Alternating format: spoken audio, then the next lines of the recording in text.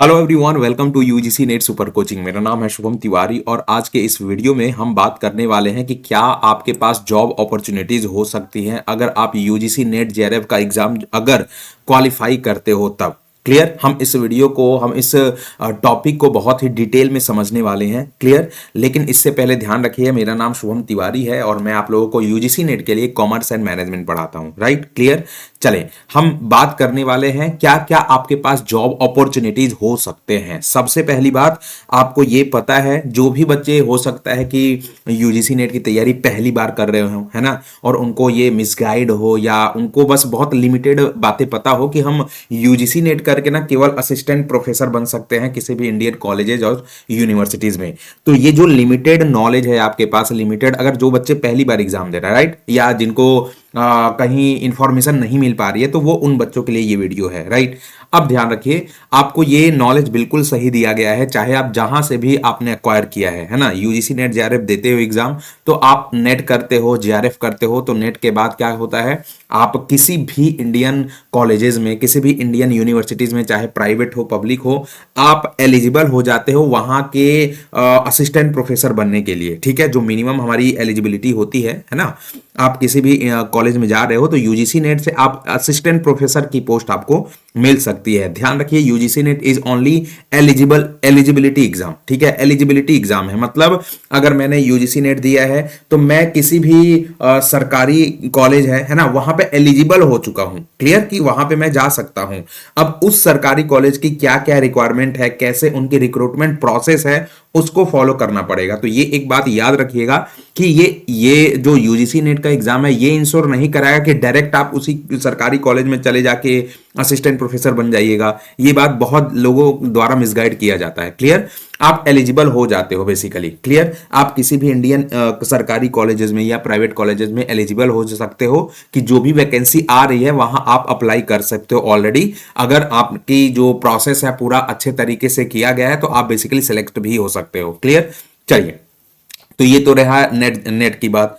JRF करते हो तो कितने लोग रिसर्च स्कॉलर के थ्रू जाते हैं, जेआरएफ करना चाहते हैं, अपने रिसर्च को, अपने एकेडमिक्स को स्ट्रांग बनाना चाहते हैं। क्लियर। तो उसमें स्टाइपेंड भी मिलती है। बेसिकली ये जो स्टाइपेंड होती है अलग अलग यूनिवर्सिटीज द्वारा ये वेरी करती है। राइट। अब जो भी जेआरएफ का स्टाइपेंड जो मिलता है ना, वो 2 साल पहले 2 साल के लिए वो अप्रोक्स 37,000 होता है ना, और ये अगले 3 साल के लिए, क्योंकि पीएचडी हमारा 5 साल के लिए होता है।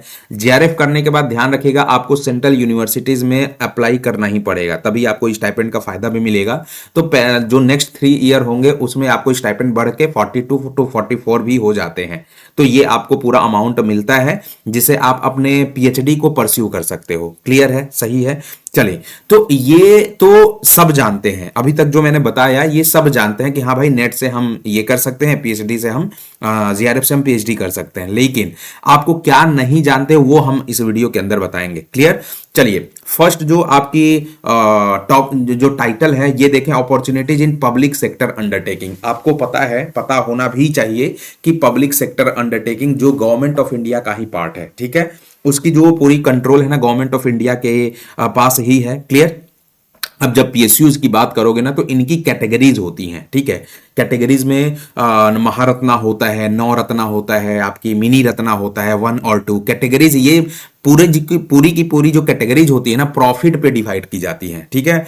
अब इसमें इतना ज्यादा प्रॉफिट होता है, ऑब्वियस सी बात है कि जिस कंपनी को बहुत ज्यादा प्रॉफिट होगा, सैलरी भी इनकी बहुत अच्छी खासी होगी। ठीक है। तो जब हमने पीएसयू को कैटेगराइज किया तो महारत्ना आया, नवरत्ना आया, ठीक है, मिनी रत्ना आया। तो महारत्ना सबसे बड़ा हो गया। जैसे ये हर साल इनकी जो प्रॉफिट के बेसिस पे ना, हर साल इनके जो कंपनीज होती हैं इनके अंदर वो फ्लक्चुएट करते रहते हैं, वो अपडेट होते रहते हैं। जैसे कुछ महारत्ना के बारे में बता दें हम तो ओएनजीसी हो गया, कोल इंडिया हो गया, ठीक है, आपका भेल हो गया। राइट। तो ये सारे के सारे आपके महारत्नाज हैं। इनकी प्रॉफिट इतनी ज्यादा होती है कि इसमें जो अगर आप सिलेक्शन हो जाता ना आपका, तो सोचिए कि सैलरी इतना ये हैंडसम प्रोवाइड करते हैं। अपार्ट फ्रॉम द सैलरी, आपको इतने ज्यादा पर्क्स एंड बेनिफिट मिलेंगे ना कि आपको मौज हो जाएगा आपका। ठीक है, तो अगर हम बात करते हैं यूजीसी नेट की, अगर आपके पास डिग्री है और अच्छी खासी आपका रिजल्ट है, ठीक है, तो कई सारे ऐसे पीएसयूज हैं जैसे टीएचडीसी इंडिया लिमिटेड है ना, वो अगर किसी डिसिप्लिन की बात करें, अगर मान लो आपने UGC net labour welfare personnel में दिया है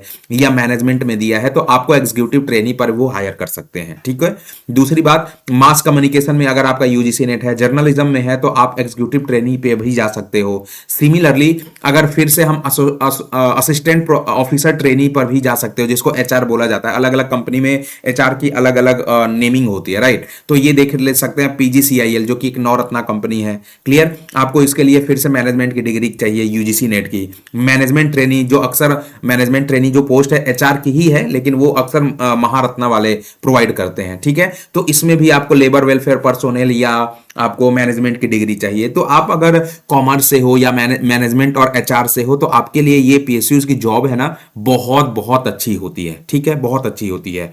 apart from these two PSUs, है ना, अदर पीएसयूज भी हैं जो कि आपके यूजीसी नेट की डिग्री पे बहुत अच्छे अच्छे जॉब अपॉर्चुनिटीज प्रोवाइड करते हैं। जैसे आईयूसीएल हो गया, इंडियन ऑयल की, है ना, इंडियन ऑयल की बात कर रहे हैं, भेल हो गया आपका, एनटीपीसी हो गया, एनएमआरएल हो गया आपका, ओएनजीसी, ये सारे महारत्नाज हैं जो कि अपार्ट फ्रॉम आपके जॉब बहुत अच्छे सैलरी पर्क्स बेनिफिट भी प्रोवाइड करते हैं। क्लियर है ना, तो ये तो आपके पहला नंबर हो गया कि आप पीएसयूज में जा सकते हो। समझ में आई बात? चले दूसरे नंबर की बात करें, तो अगर आपके अंदर आप यूजीसी नेट क्वालिफाई किया है आपने और आप काफी एक डायनेमिक सोच वाले हो, है ना, काफी क्रिएटिविटी आपके अंदर भरा हुआ है, तो आप और भी, आप अगर असिस्टेंट प्रोफेसर नहीं बनना चाहते हो, तो और भी बहुत सारे ऐसे रोल्स हैं। जैसे आप अथर बन सकते हो, अपने वर्ड्स के साथ ऑडियंस को कैसे घुमाना है वो आपको पता है। क्लियर, ये भी तो आपके क्रिएटिविटी का पार्ट है, डेवलपमेंट की पार्ट है। तो आप अथर बन सकते हो, लिरिक्स आपके आपका वेट कर रहे हैं। लिरिसिस्ट जो होते हैं वो भी यही होते हैं, स्क्रिप्ट राइटर, प्रूफ रीडिंग वाला जो पार्ट आता है, या एडिटर होता है। क्लियर, कंटेंट राइटर आप बन सकते हो, कॉपी राइटर बन सकते हो। ये सारी की सारी आपकी क्रिएटिविटी जो पार्ट है, यूजीसी नेट की अगर डिग्री होती है तो उससे आप बन सकते हो। ठीक है, तो ये कोई भी नहीं बोलेगा। अभी कुछ दिन पहले मेरे सामने कोई बैठा था, ठीक है, और ऐसे ही मैं रैंडमली चाय पीने गया था। ठीक है, तो रैंडमली ऐसे ही स्टूडेंट बात कर रहे थे कि मेरा तो 5 बार यूजीसी नेट क्वालिफाई है, मेरा तो 10 बार है। ये कहने का कोई मतलब नहीं है, ध्यान रखिएगा, कहने का कोई मतलब नहीं है। अगर जो कह भी रहा है ना, तो या तो उसको लिमिटेड नॉलेज है, समझिएगा बात को, या तो उसको लिमिटेड नॉलेज है, और या उसने इसीलिए खाली हाँ पास कर गया, कोई भी क्रिएटिविटी नहीं है उसके अंदर, कोई भी डायनेमिक नहीं है, वो डायनेमिक नहीं है ना। डायनेमिक का मतलब ये होता है कि अपने आप को हमें चेंज करना चाहिए। समझ में आ रही बात? हम ये इतने में नहीं रह सकते कि यूजीसी नेट क्वालिफाई कर लिया उसके बाद हम मेहनत ही नहीं कर रहे हैं। समझ में आई बात? क्लियर है? चले तीसरे रोल की बात करेंगे, ऑल्टरनेटिव एकेडमिक रिकॉर्ड्स। ठीक है, ऑल्टरनेटिव एकेडमिक रोल्स, अगर इसकी हम बात करें तो आप ऑनलाइन एडुकेशन, आप अभी मैं एक आर्टिकल पढ़ रहा था, तो आर्टिकल में आने वाले 2030 तक ना जो एडिटेक इंडस्ट्रीज है वो बूम पर जाने वाली है। बूम पर जाने वाली है मतलब कि जो flow of money, flow of income होगी वो जबरदस्त होगी। ये एक पूरी इंडस्ट्री है ऐसी, 10,000 करोड़ की इंडस्ट्री आपको बनने वाली है आगे 2030 तक। ठीक है, तो सोच सकते हो कितनी बड़ी इंडस्ट्री है। ऑनलाइन एडुकेटर आप बन सकते हो, अलग अलग कंपनी में जाके पढ़ा सकते हो। जैसे मैं हूं, है ना, टेक्स्ट बुक में मैं यूजीसी नेट कॉमर्स पढ़ाता हूं। क्लियर, उसी तरीके से आप मिनिमम क्वालिफिकेशन यूजीसी नेट रहना चाहिए, अगर नहीं हो तो नहीं पढ़ाने दिया जाएगा। करेक्ट, उसके बाद अदर टीचिंग प्लेटफॉर्म पर भी बढ़ा सकते हो। गेस्ट फैकल्टी आपको किसी कॉलेज में रिक्रूट किया जा सकता है। क्लियर, आपको कोर्स डिजाइन के लिए आपको ऑफर किया जा सकता है कि भैया मेरे पास आइए, कोर्स डिजाइन कर दीजिए यूजीसी नेट का। क्लियर है ना, तो ये थर्ड पार्ट हो गया ऑल्टरनेटिव एकेडमिक रोल्स का। ठीक है, उसके बाद अगर हम उसी के एकेडमिक जो हमने आपको बताया था कि जैसे प्रोफेसर बनते हो, है ना, क्या क्या आपकी जर्नी होती है, अगर आप पार्टिकुलर असिस्टेंट प्रोफेसर के लिए करते हो, तो यूजीसी नेट क्वालिफाई कर लिया आपने, तो सबसे पहले आपको जो पोस्ट दिया जाएगा वो जूनियर असिस्टेंट प्रोफेसर का दिया जाएगा। समझ में आई बात? उसके बाद आप धीरे धीरे सीनियर असिस्टेंट प्रोफेसर बनते हो, फिर असिस्टेंट प्रोफेसर बनते हो। क्लियर, ये काफी लंबा प्रोसेस है ना, इनकी प्रमोशन काफी लॉन्ग होती है। क्लियर, एसोसिएट प्रोफेसर बनते हो, फिर उसके बाद डायरेक्ट प्रोफेसर बनते हो, जनरल हेड बनते हो, और लास्ट में आप वाइस चांसलर बनते हो। तो एक बहुत बड़ी इसकी जर्नी है। क्लियर है ना, तो आप ये बिल्कुल भी नहीं कह सकते हो कि यूजीसी नेट कुछ भी नहीं है, है ना। आप अगर कोई भी ऐसी थिंकिंग है तो मेरी वीडियोस को जरूर उसके साथ भेज देना, है ना। और भी ना समझ में आए तो मेरे से बात ही करा देना कि भैया हम क्या कर सकते हैं, ठीक है, क्लियर है।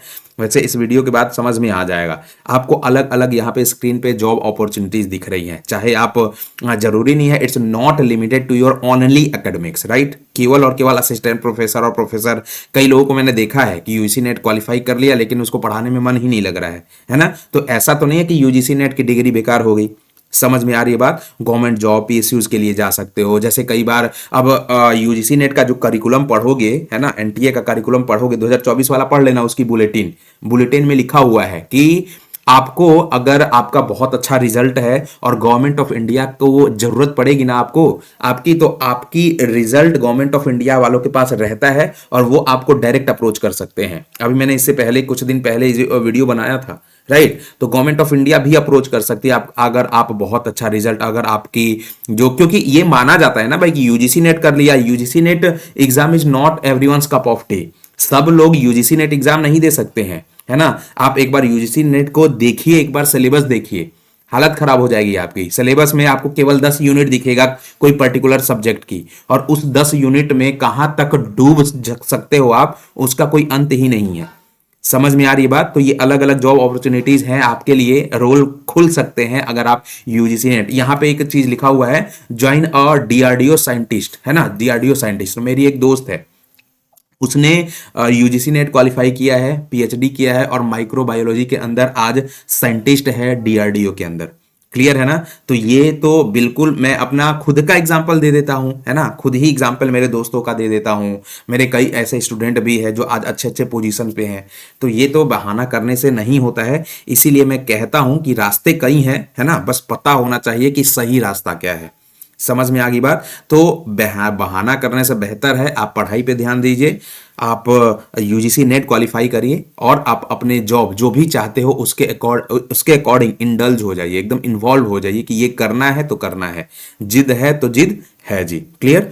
वीडियो पसंद आए तो जरूर लाइक करिएगा, चैनल को सब्सक्राइब करिएगा और शेयर करिएगा अपने दोस्तों के बीच जिनको लगता है कि भैया यूजीसी नेट एग्जाम कुछ भी है नहीं। क्लियर, जरूर ये काम करिएगा। और आपकी क्या प्रतिक्रिया रही है इस वीडियो देखने के बाद, आप हमें जरूर बताइएगा, क्लियर, कमेंट बॉक्स में। Thank you everyone for joining the session. Thank you very much.